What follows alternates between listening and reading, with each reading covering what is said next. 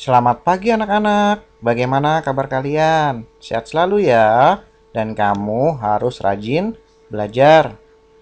Hari ini kita belajar tematik tema 3, yaitu subtema 3, pembelajaran 3 dan 4. Mari kita bersama-sama lihat pembelajarannya ya. Apotek hidup. Apotek hidup adalah lahan yang dimanfaatkan untuk ditanami berbagai jenis tanaman obat yang bermanfaat bagi manusia.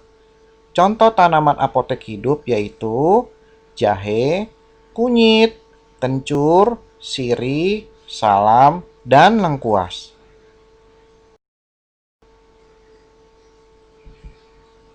Jahe. Jahe merupakan salah satu rempah yang penting. Tanah yang digunakan untuk menanam jahe tidak boleh tergenang. Jahe memiliki banyak manfaat, antara lain untuk bumbu masak, pemberi aroma, dan rasa pada makanan, dan juga dapat memberi rasa hangat dalam perut. Jahe digunakan sebagai bahan minuman penghangat tubuh.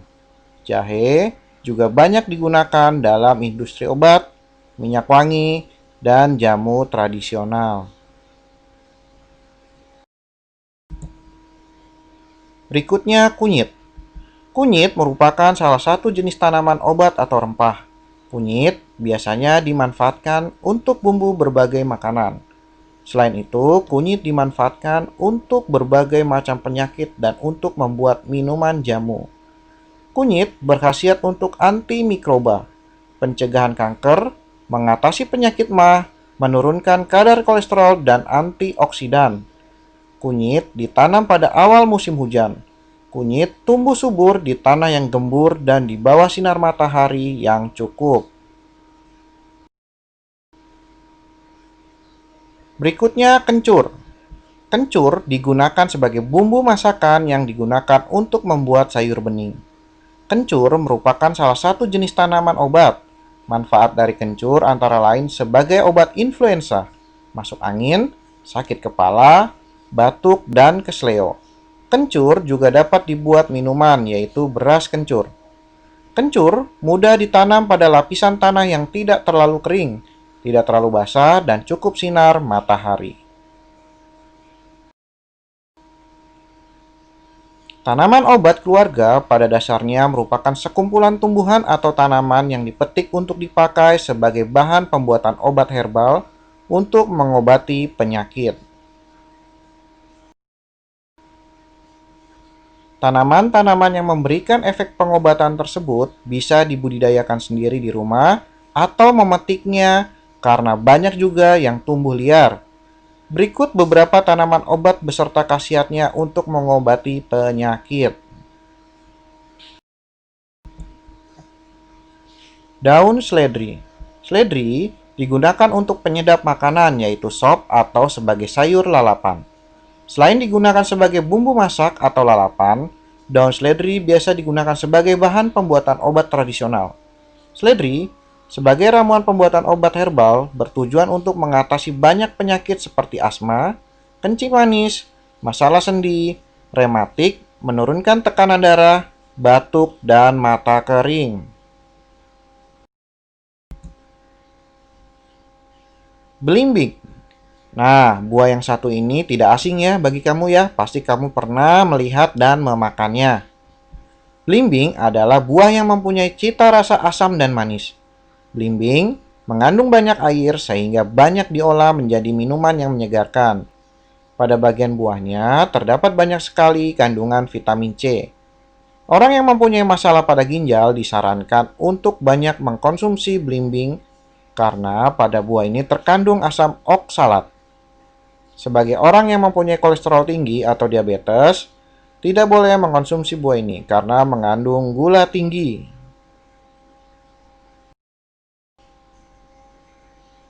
Berikutnya kangkung, yang ini juga tidak asing ya bagi kamu ya. Ini sering dimasak sama orang tuamu. Kangkung adalah sayur yang ditanam sebagai makanan.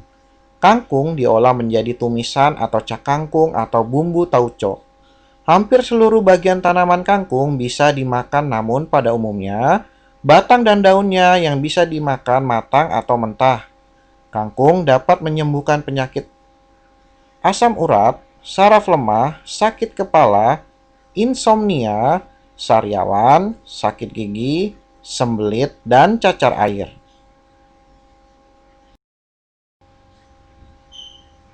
Daun pepaya. Pepaya selain menghasilkan buah, juga mempunyai daun yang berkhasiat untuk tanaman obat keluarga. Daun pepaya dapat menghambat jenis mikroorganisme yang mengganggu fungsi pencernaan, mengontrol tekanan darah, dan mengobati demam berdarah.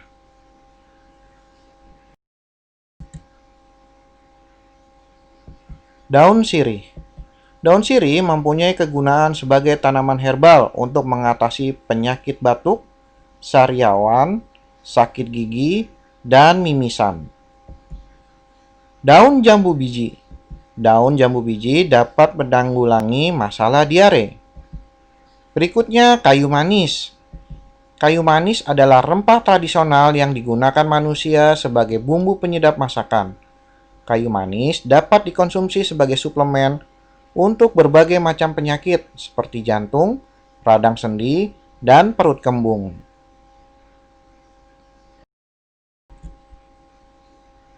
Jeruk nipis. Jeruk banyak mengandung vitamin dan sitrat.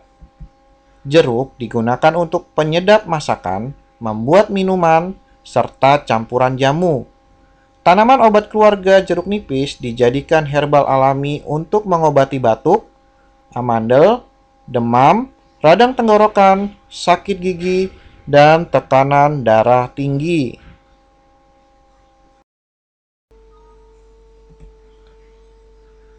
Tanaman-tanaman di sekitar kita mempunyai banyak manfaat, baik dalam memenuhi kebutuhan makanan maupun kesehatan. Oleh sebab itu, kita harus menjaga dan melestarikannya.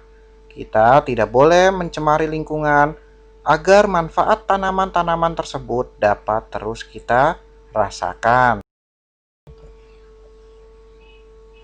Penyebab pencemaran sungai berdasarkan bentuknya terdapat dua jenis bahan yang menyebabkan pencemaran. Yang pertama, benda padat. Sampah benda padat dapat berupa sampah-sampah padat dari kertas, plastik, dan sebagainya. Bisa kalian lihat ya di gambar di bawah ini yang termasuk benda padat. Berikutnya, benda cair.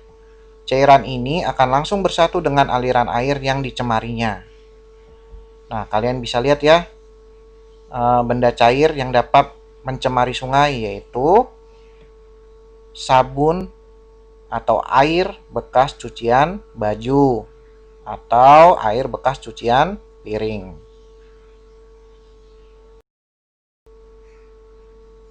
Berdasarkan tempat asalnya, limbah penyebab pencemaran air dibagi menjadi yang pertama, limbah rumah tangga.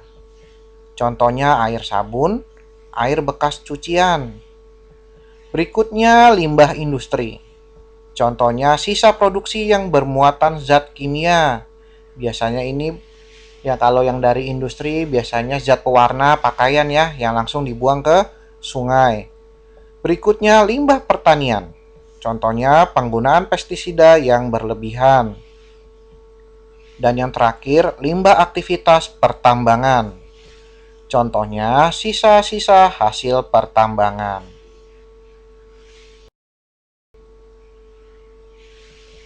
Merawat lingkungan rumah merupakan kewajiban seluruh anggota keluarga. Merawat lingkungan sekolah merupakan kewajiban seluruh warga sekolah. Kita harus merawat lingkungan dimanapun kita berada. Lingkungan yang tidak sehat dapat mengakibatkan penyakit.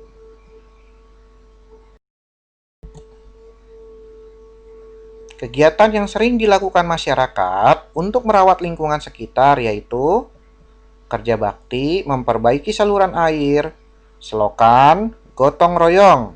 Yang kedua, melakukan penanaman pohon. Kita lihat ya gambarnya. Gambar pertama, ini warga sedang melakukan kerja bakti, memperbaiki saluran air. Sedangkan gambar yang kedua, sedang melakukan penanaman pohon.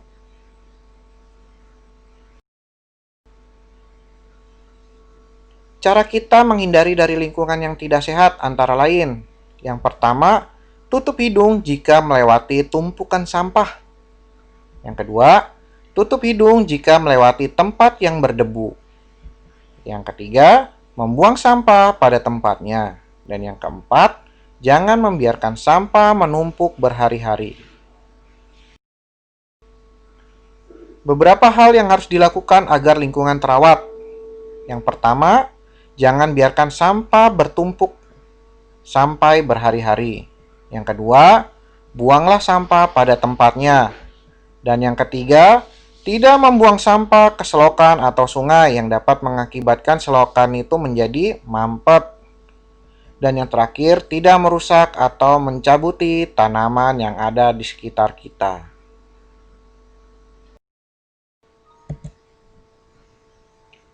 Sekian ya pembelajaran kita hari ini. Sampai bertemu lagi di pembelajaran berikutnya. Terima kasih.